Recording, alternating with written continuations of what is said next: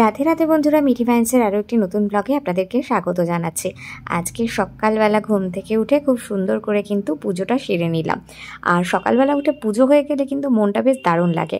আর আজকে গিয়েছিলাম হচ্ছে বড় ঠাকুরের মন্দিরে, আর সেখানে হচ্ছে বজরংবলীর মন্দিরও ছিল। তো দুজন ঠাকুরকেই কিন্তু শনিবার দিন আমি পুজো দিই। তো সুন্দর করে থালা একদম সাজিয়ে নিয়েছি। আর তখন বেশ অন্ধকার ছিল, সেই সময় কিন্তু যাওয়া হয়েছিল।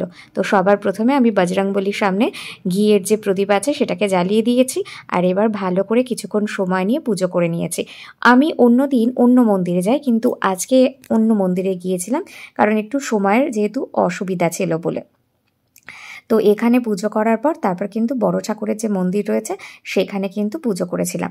আজকের দিনটা, শনিবার দিনটা এইভাবেই কিন্তু পুজো করে কাটে। বাকি যা কিছুই করি না কেন এইটা কিন্তু করতেই হবে, সকালে হোক বা বিকেলে। আজকে যেহেতু সকালের দিকে সময় পেয়েছিলাম, আর ঠাকুরকে ভোগ নিবেদন করে দিলাম যে ঠাকুর আপনি অবশ্যই কিন্তু সকলের মনস্কামনা পূরণ করবেন।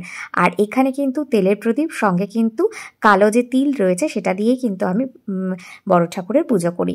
আর দেখতেই পাচ্ছেন বাড়িতে আসার সময় নিয়ে এসেছিলাম প্রচুর সুন্দর সুন্দর সবজি, সেগুলোকে সুন্দর করে এরপরে গুছিয়ে ফ্রিজে রেখে দেওয়ার পালা। আপনারা শনিবার দিন কিভাবে দিন স্টার্ট করেন সেটা কিন্তু অবশ্যই কমেন্ট করে জানাতে ভুলবেন না। আর আজকে রান্না হয়েছিল একদম ভেজ, সেটা হচ্ছে বেগুন ভাজা, আর তার সাথে হচ্ছে কাবলি ছোলার তরকারি। আর এই ছোটো ছোটো নিমকিগুলো খেতে আমার খুব ভালো লাগে। হাজব্যান্ডের পরের দিনের টিফিন বক্স গুছিয়ে রাখছিলাম। সকালবেলা তো বেশ তাড়াহুড়া থাকে, আর পরের দিন কি কি রান্না হবে সেগুলো কিন্তু আমি সুন্দর করে গুছিয়ে রেখেছি। আর বেদানা আর কুলেখাড়া এই দুটো আমাকে যেন খেতেই হবে। যখনই হিমোগ্লোবিন মানে একদম কমের দিকে চলে যায় তখন তো আমি বেশ আর কি উঠে পড়ে লাগি যে কখন এগুলোকে ঠিক করা যাবে। আর এইভাবে কিন্তু লঙ্কাগুলোকে আমি টিস্যুর মধ্যে সুন্দর করে রেখে দিই, তাতে কিন্তু অনেক দিন অবধি বেশ ভালো থাকে। ফ্রিজে থাকলেও কিন্তু দারুণ থাকে। আর আজকে ছিল মাসকা বাড়ি থেকে জিনিসপত্র নিয়ে আসার পালা।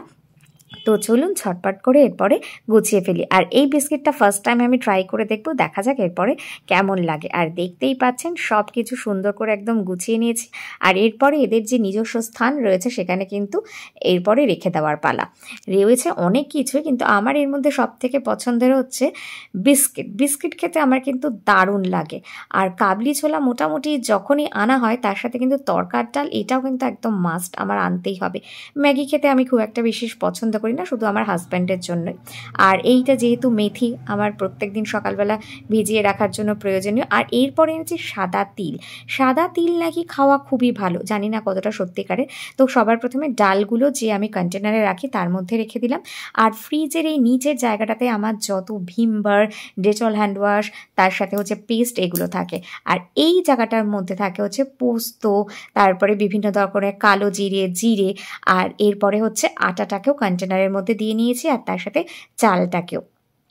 তো চলুন এরপরে হচ্ছে মটরশুঁটি বাছার পালা। এই মটরশুঁটি বাছতে আমার ভীষণ কিন্তু খুব কষ্ট হয়। এটার একটা ইজি ট্রিক আপনাদের সাথে শেয়ার করি। আগে আমি তো এরকমভাবেই খোসাগুলোকে ছাড়িয়ে রেখে দিতাম এবং পরে গাছে দিয়ে দিতাম। পরবর্তী সময় আমি দেখলাম সামান্য গরম জলে যদি একটুখানি গরম করে নেওয়া যায়, তাহলে কিন্তু খুব ইজিয়েস্ট ওয়েতেই কিন্তু ওগুলোকে কিন্তু ছাড়ানো যায়। আর ফল খেতে আমার দারুণ লাগে, রেগুলার বেসিসে আমার চাই। আর এরপরে পরের দিন যে আমি এই জলগুলো যে সকালবেলা উঠে খাবো খালি পেটে, সেগুলোই এখন গুছিয়ে নেওয়ার পালা। আর এর মধ্যে দিলাম কিছুটা গজা, তার সাথে কিছুটা হচ্ছে নিমকি, আর সঙ্গে ছিল হচ্ছে কেক। এই কেকগুলো কিন্তু হেভি সুন্দর। এই কাকুর দোকানে কিন্তু দারুণ দারুণ সুন্দর সুন্দর কেক আসে, যেগুলো আমার হাজব্যান্ডকে টিফিনে দেওয়ার জন্য একদম উপযুক্ত হচ্ছে। চলুন ঝটপট করে এরপরে কিন্তু সুন্দর করে গুছিয়ে নিলাম প্যাকেটগুলো আর বক্সগুলো। আর এরপরে হচ্ছে খাওয়া দাওয়ার পালা। ভাত ছিল, সঙ্গে আলু ভর্তা, আর তার সাথে হচ্ছে বাঁধাকপি। আজকের মতো রাধে রাধে।